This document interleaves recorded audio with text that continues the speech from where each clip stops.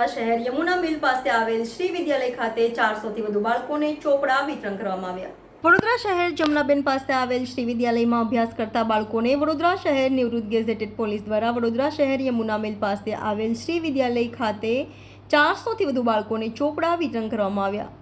શૈક્ષણિક કાર્ય શરૂ થઈ ગયું છે ત્યારે આવનાર ભવિષ્યના બાળકો માટે વડોદરા શહેર નિવૃત્ત ગેઝેટેડ પોલીસ દ્વારા શૈક્ષણિક કાર્યમાં મદદરૂપ થાય આ કાર્યક્રમનું આયોજન કરવામાં આવ્યું હતું, જેમાં શ્રી વિદ્યાલયમાં ભણતા બાળકોને ચોપડા વિતરણ કરવામાં આવ્યા હતા।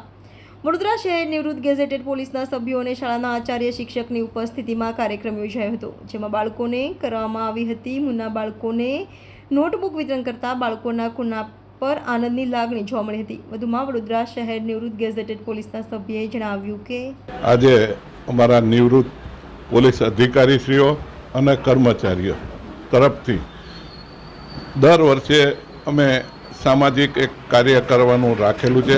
ગયા વર્ષે અમે લોકોએ અહીંયા વડોદરા નજીકના લક્ષ્મીપુરા ગામે બાળકોને 40 બેન્ચો આપવાનો કાર્યક્રમ રાખેલો।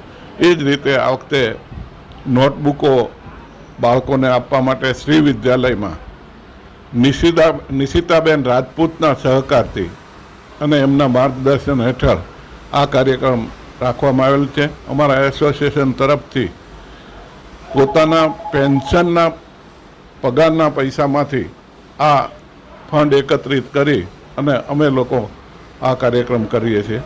આ વખતે બાળકોને આ નોટબુકોનું વિતરણ કરવામાં આવેલું છે અને આ જ રીતે અમે 400 બાળકોને આ કાર્યક્રમમાં વિતરણ બાળકોને નોટબુકોનું। Kishorsinh Chauhan, Vadodara retired gazetted police officer association અને કોન્સ્ટેબલ હેડ કોન્સ્ટેબલ એસોસિએશનના અમારા કિશોરકર દાદા।